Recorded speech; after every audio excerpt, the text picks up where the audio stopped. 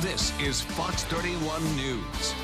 Welcome back, 7:44 right now, and we've all seen the devastation in Puerto Rico. The recovery still continues there. FEMA is helping to transport Hurricane Maria survivors to the continental U.S. The priority is going to the just about 3,000 people living in shelters right now. They will be temporarily transferred to places like Florida and New York. The governor of Puerto Rico asking for those two states, saying they have sizable Puerto Rican communities already, so they can welcome them with open arms. About 60% of the island does not have power still today.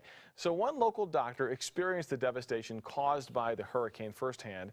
He's a doctor, Jason Rosa. He works here in Denver, saving lives, of course, in our fine state. But he took time out of his busy schedule here in Colorado. You spent 3 weeks out there in Puerto Rico, is that right? About 2.5 weeks. 2.5 weeks. But who's counting? I'm sure when you're out there, you're so busy, you probably lose track of time. I mean, what do you do when you're out there on the ground in Puerto Rico?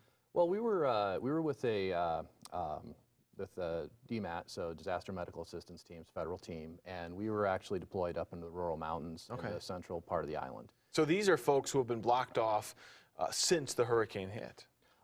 Some of them, yes. Some of the towns, there's some access there, and then also there's ongoing issues with access because it's the rainy season there. Yeah. They'll get mudslides that block out roads, so there'll be people who may have had access that then lose it, and so you know, trying to get back, you know, into those areas up in the hills is key. Well, and you would think, like, this far out from the hurricane, there can't be a lot of people with injuries still from the hurricane, can there? Well, there are people healing from their injuries, but the main thing that we saw were problems with people getting their chronic medications refilled, you know, getting access to their primary care doctors who are also dealing with their homes destroyed and having issues there. And when we were there, that was starting to get ramped back up, and people's, you know, routine was starting to kick back in. Well, and Doc, we've seen the pictures and the pieces of video, and then the devastation just looks horrible. I mean, when you're there on the ground, is it as bad as it looks? You know, the foliage was completely stripped off of all the trees. Probably a weird sight. Yeah, which is, well, again, coming from Denver, it still looked pretty lush because we're not used to that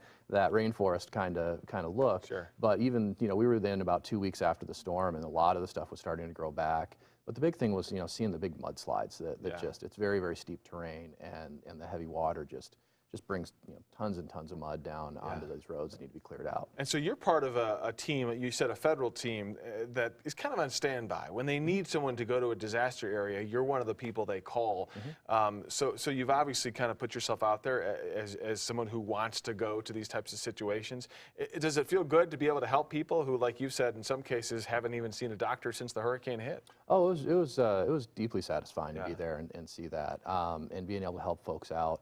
There were a lot of people we saw who were doing very, very well. So just being there and checking on them and seeing them do well in very adverse situation, you know, it's really moving. It's you know, sometimes I feel like I got more out of it than I was able to give sometimes, which is, you know, you come back and you kind of get a bit of a boost and get pretty excited. Reinvigorated, if you will. Yeah, absolutely. Biggest surprise when you were out there, the thing you didn't expect? You know, the biggest surprise was seeing just how well people were taking care of their family members, taking care of their neighborhoods and communities. You know, it's a very tight-knit community all the time there up in these rural areas, and people were just looking out for each other, making sure that, you know, if somebody couldn't get down to the pharmacy, they'd run down and get meds filled for them. There were a lot of patients who were, you know, chronically ill, stuck in bed that their families are caring for at home, and doing a spectacular job, doing as well with no resources as some people who have everything here. And so it was really great to see that. Well, Doctor, thank you so much for taking the time to talk with us. And I know they appreciate it out there, having teams like people here from Colorado and across the country really stepping in to help out when they need them. So we appreciate what you've done, and it's good to have you back. Well, thank you. Because I'm sure people here in Colorado were waiting for you saying, all right, Doc, get back. Got to get back to work. We need to get you back to work, so thank you so much for that. Let's get over to Greg now. He's watching your weather here in Colorado, a cold morning. Greg? I am, and here in Colorado, you think most people come from like Arizona, California, a lot of people from Chicago, but that's the second upstate New Yorker we've had here, Kirk. There's dozens of